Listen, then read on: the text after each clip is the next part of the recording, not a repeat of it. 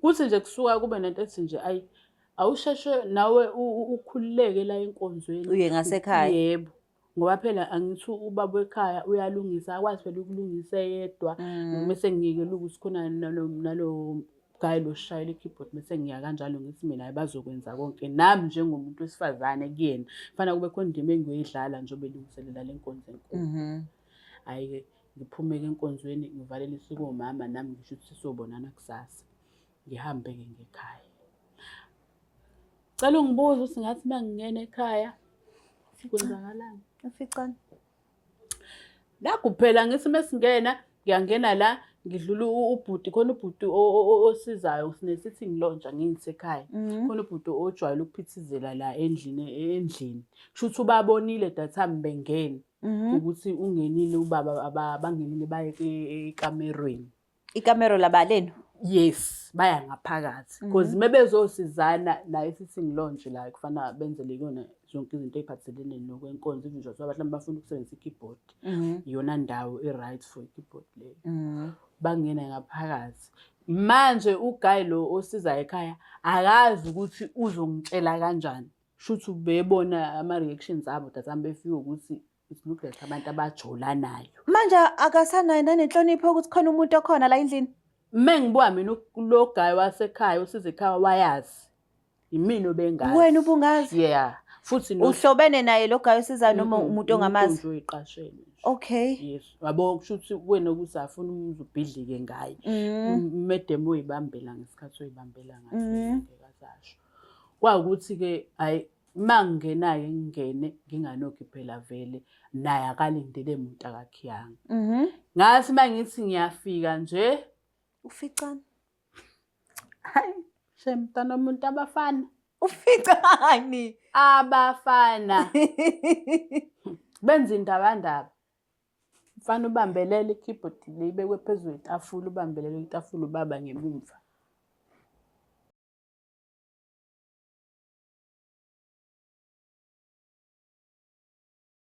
Sanibingelela bonke ababukeli be-Black Life TV. Kwesinye isiqephu esithi ngabuyelana emendweni nihleli no-Longstar. Namhlanje sivashele udadewethu othi naye ucela uzosheshe sakhe isitori kule couch bakithi. Unjani? Ngiyaphila. Ngiyaphila. Sacela ubingelela ababukeli uzisho igama nokuthi uqhamuka kunendawo. Sanibonani babukeli be-Black Life TV. Igama lami nguJabu Khuluse ngokuzalwa ngizalwe eNdwedwe. Kodwa ngokuhlala njengamanje ngizinze la eThekwini endaweni yaseLamonti. eLamonti. Okay. So uthe uyigama? nguJabu. uJabu. Yebo. Ngiyaxolisa igama engingajwayelele. Angimjwayele kakhulu uJabu. So Jabu, uJabu ukhule intombazanyana enjani? uJabu ukhule nje eyintombazanyana ungathi inamahloni kodwa ebinodlame mengabe uyenzela nje into engayiboni kahle. Okunjengani nje mawuthi ke into ongayiboni kahle? Like ngilo muntu lo onenhliziyo encane. Inhliziyo encane. Yes. Okay. Ngiyashesha ukuzaba uzokhuluma into engathi angiyithandisisi bengilo muntu bengathi singahlehla siyilungise edlule kuyona. Yo. Kodwa ekukhuleni phela. Siyakhula phela ayihamba ngakhula hayi. So manje ke tell me Jabu, akhathe ukhula ububuka kanjani umshado? Umshado ubunjani kuwena bekuyinto eyinjani? Ngathini? Umshado ngeke ngisho kakhulu because mina ngizalwa abazali ama-single parent ngikhulele ekhaya komama. Ubaba washeshe washiya angazi kangako ngomshado kodwa nami bengifisa ukuthi ngelinye ilanga ngishade phela kusho ukuthi into mekuthi abazali bakhe abafinyelelanga Of course wena ufisa ukufinyelela. Uqinisile lapho iqiniso limsulwa because ke nayazi ukuthina abanye bathi ke na baye bathi ke mawukuthi uzalwa abazali abashadile wena uyoshada ngoba phela uyibonile ekhaya. Abanye bathi mawuzalwa ama-single parent chances ngikushade ngoba vele you understand. Kanti mina angikholelwa nje kuleyo nto. So angitsheleke umsolwa ke umbonaphi? Umbona kanjani? Umsolwa sahlangana enkonzweni thizeni bengiyakhonza mina. Oh. Bengivele ngikhonza ngisasuka emakhaya. Oh, okay. Kwathi mangifika-ke sekushaya isikhathi sokufana ngisuka emakhaya ngizozama impilo ngala eThekwini. Ngafike nakhona ngathola ukuthi ikhona inkonzo ethi ayifani nale engikhulele kuyona emakhaya. Ngase ngiyafika ngajoyina kuyona leyo inkonzo kanjani le sindisiwe noma? Yes, abasindiswa. Okay. So manje uhlangana naye enkonzweni? Yebo, Ugayo njani nje ngasomchazi? Ugayi nje okhwayithi, ophansi. Nje ombona simenze esontweni nje uzele izwi, uzele ukuzodumisa, akazeli into eziningi. Uzele uNkulunkulu. Yes, uzele uNkulunkulu nje kuphela. Manje-ke mayizele uNkulunkulu useyibona kanjani i-dark beauty wena? Noma mehla ibuya bheke nasemaceleni. Phela okusuke kuhlelwe uNkulunkulu, kusuke kuhlelwe uNkulunkulu. Kunendlela yokuthi kwenzeke. Okay. So manje kwaku-approacha kanjani-ke knowing ukuthi-ke na I know amasonto amaningi asindisiwe anama-structures akhona. Avesani nje ushele esontweni. Awe ma, akangi-approachanga akazange nje adana sisuka wabe ngi-approach. Khona usisi owemdala ebandleni nami ngathi ngafika ngajwayela yena because uyena owesazi into eziningi ngesonto. So ufana negosa. Yes, yabo laba bantu abakanjalo futhi yena nje wazi zonke izinto ngesonto nezinhlelo noma mhlambe mhlambe ama-meeting abagcotshwa nawe uyaba khona lapho. Mhlambe unobhala kanje. Into eziningi eyinabagcotshwa ubeduze uyasondela kodwa wengeyena umgcotshwa njengoba usho ukuthi ngokwezulu kuthiwa uyigosa. Oh, Wabona uGayi lo ukuthi ngathi ngijwayelene mina naloyo sisi. Khathi isiningi besamisana kwavele besuka ngandawonye. So manje washelelwa uyena? Cha phela lokuthi ngashelelwa uyena cha njalo. Yena wakhuluma ukuthi uzizwa kanjani ngami kulo sisi. Wasedlulisa umyalezo. Yes, ucela ukuthi abe nendlela yokungithambisa ukuze mase efisa ukuthi azokhuluma nami kube ukuthi senginaso isithombe. Oh, okay. So usisi-ke mase efikile-ke ezokhuluma nawe-ke. Wafila kanjani? Wathini? Kwenzakalani emva kwalokho? Phela mina ngaba nako lokhu ukuthi uGaya angimthembi because angimazi kangako.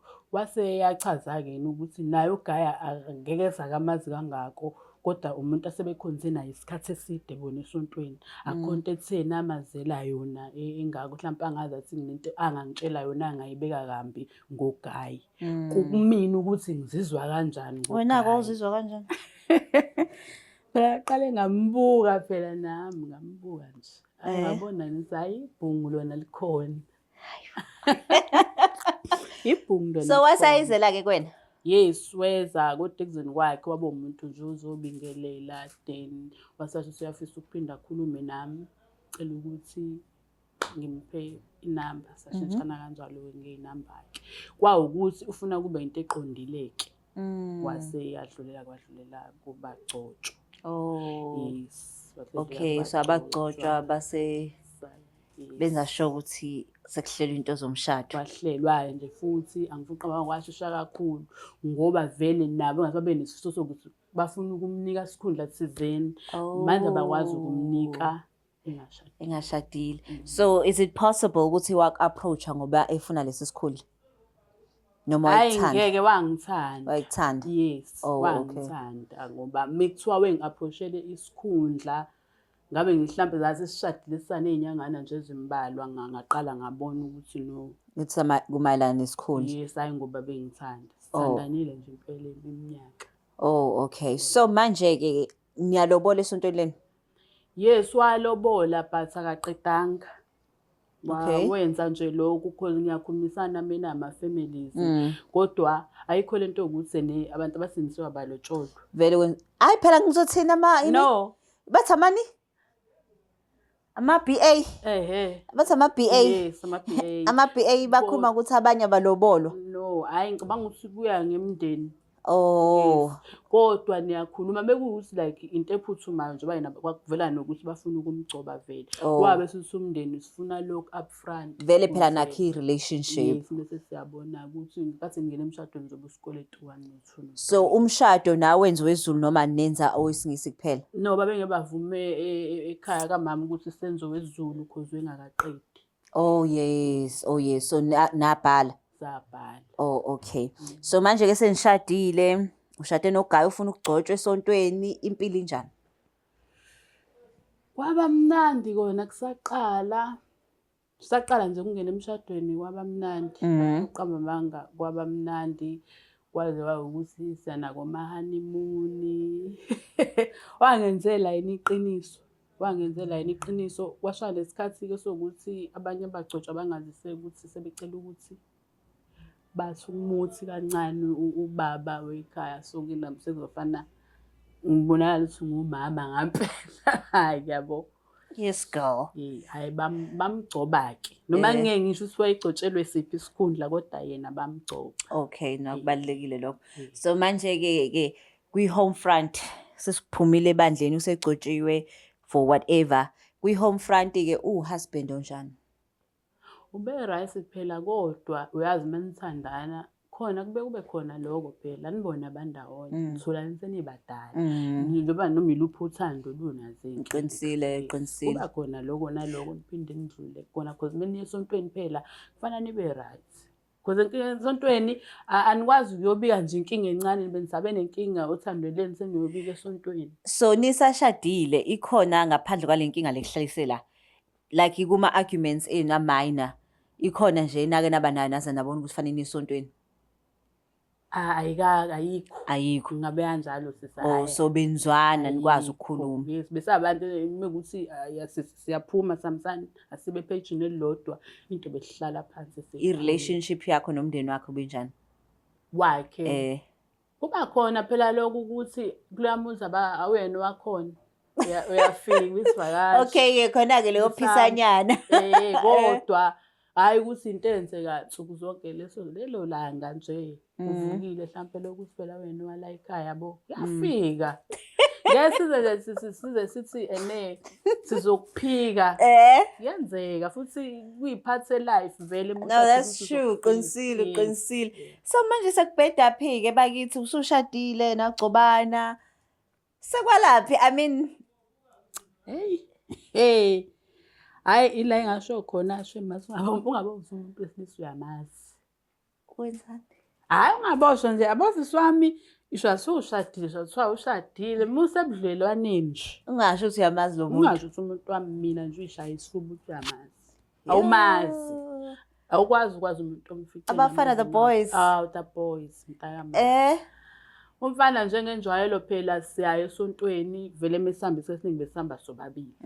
Behlukana mhlambe menginkonzweni yomama because iphinde kube nenkonzo yomama. Okay. Kodwa nakhona hayi usisohlwana uzongihambisa afika ngibeke esontweni bese yajika bele emuva afuna ukubona kahle uqinisekise ezokuphepha ukuthi ngiphephile bese yajika hambe endlini.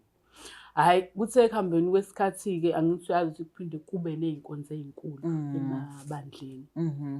Kwawukuthi kule yethi ibranch kuzoba nenkonzo enkulu kuzofika namanye amabandla esikhonzelana nawe shana namabranch. Afike ke kuzokhonzelwa la kuthini. Mase kuthi khona nomfana ngithi yabo kulanto yesokusiniswa khona nalabo bafana abasha ama keyboard yonke leyo nto. Hayi kuthiwa iyahlupha leyo gang. Buza mina. Kuthiwa ayikho igenge ehlupha njengaleyo. Hayi sibuza mina. Ngazi kahle. Uyacabanga uzoshiya umini wakho umshiso umuntu wesilisa?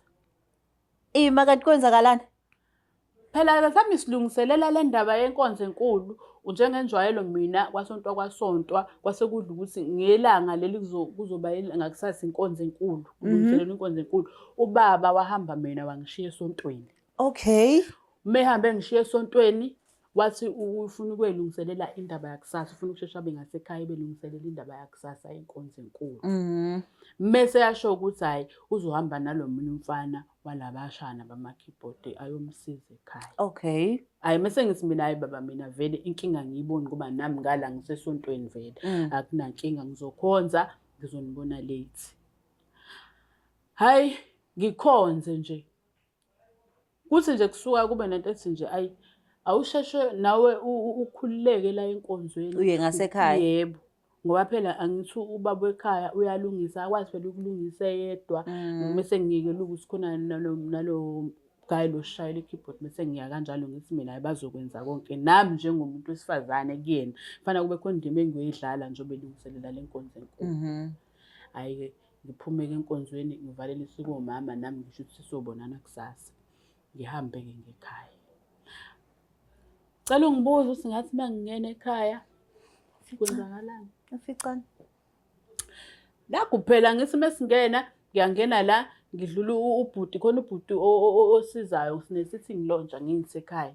Khona ubhuti ojwayele ukuphithizela la endlini. Kushuthi ubabonile that time bengena ukuthi ungenile ubaba abangenile baye ekamerweni. Ikamero labaleni? Yes, baya ngaphakathi because mebezosizana la e-sitting lounge la kufanele benzele kuyona zonke izinto eziphathelene nokwenkonzo even nje mhlawumbe bafuna ukusebenzisa i-keyboard. Iyona ndawo e-right for i-keyboard leyo. Bangena ngaphakathi. Manje ugayi lo osiza ekhaya akazi ukuthi uzongitshela kanjani. Shuthi ubebona ama-reactions abo that befika ukuthi it look like abantu abajolanayo. Manje akasanayo nanenhlonipho ukuthi khona umuntu okhona la endlini. Mengibuka mina lo guy wasekhaya osiza ekhaya wayazi. Imini obengazi. Wena ubungazi? Yeah. Futhi uhlobene naye lo guy osizayo noma umuntu ongamazi? Umuntu oyiqashele. Okay. Yes. Yabo kushuthi wena kusafuna umuntu ubhidlike ngaye. Medem oyibambela ngesikhathi oyibambela ngaso ngekazasho. Kwakuthi ke hayi mangingenayo ngingene nginganokho phela vele naye akalindele umuntu akakhiyanga. Ngathi mangithi ngiyafika nje uficani? Hayi, shemntana umuntu abafana. Uficani? Abafana. Benza indaba. Mfana ubambelele i-keyboard libekwe phezulu kwetafula ubambelele itafula ubaba ngemumva. Ubheke ngaphi umfana? Ubhekele ubaba ngemumva. So abakuboni? Ubambelele emahlombe. Ngeke phela bangibone because itafula la mina mangingena ngizongena. Uzongena la? Yes. Ngizoqhamukela nje kubona. The rest ke kwaba istory because ngagcina ngingabuzanga lutho ngaphapha esibhedlela nje sebebuza sengiphapheme ngakusasa ukuthi kahle kwenzakaleni. Ayikho into engangikwazi ukuyichaza kuphela ngangibathela ngenyembezi. So manje bakuthola ngodinsi phansi? Ngadane nje ngaquleka. I'm sure, I mean ubani ofuna ukubona leso sithombe especially kumyeni wakho?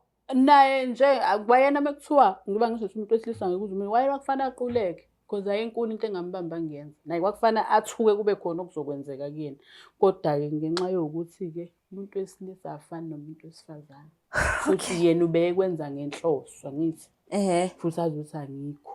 Yeah. Mina ngiyasurprise because angaze ngimbambe ngimsolele ngisho i-cheating. Phela buzomsolela kanjani ngoba phela bekuwumfana. Yabona-ke.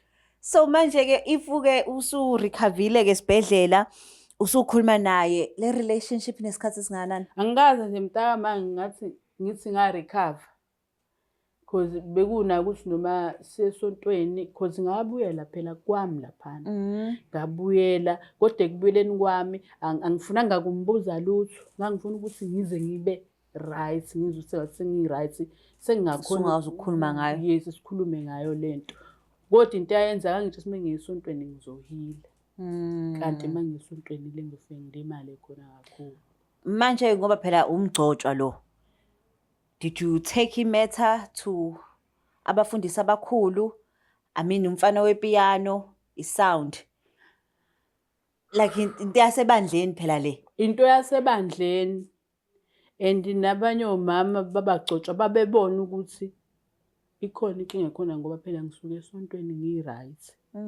Kodwa ngibakwazi ukungibuza mina ngingakafuni ukuyikhuluma.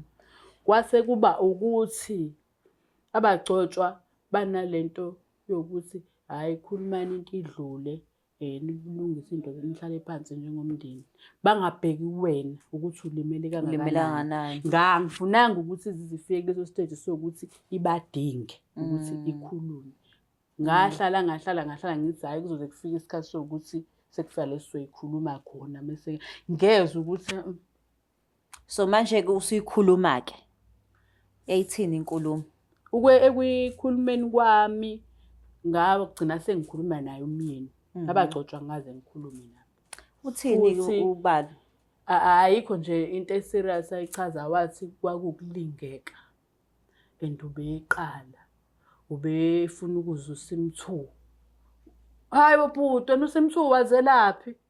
Buza ufuna ukuzwa uwazelaphi? Uzwe bani exoxa ngawo bekuthini la benhlane khona kuxoxa ngoSim2? Wayengawucela ingane kuwena uSim2?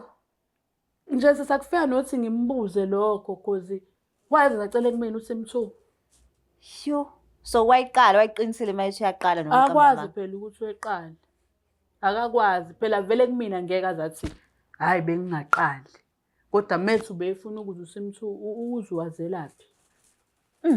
So manje ke i-relationship yakhe ke nomfana weSound yaqhubeka kanjani? Angifunanga ngisho ukwazi.